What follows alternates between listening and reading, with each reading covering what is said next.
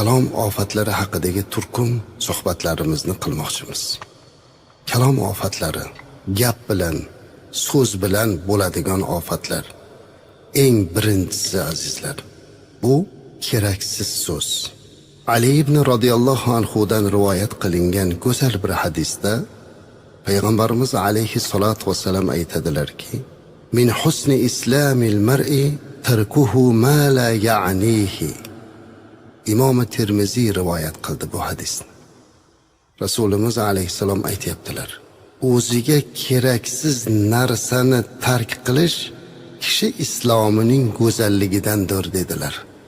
Ya'ni islomning go'zalligi, musulmonning go'zalligi molo ya'ni degan so'zni ishlatamiz biz ko'proq. Mana shu molo ya'ni degani o'ziga na dunyosiga na oxiratiga manfaat bermaydigan gaplar.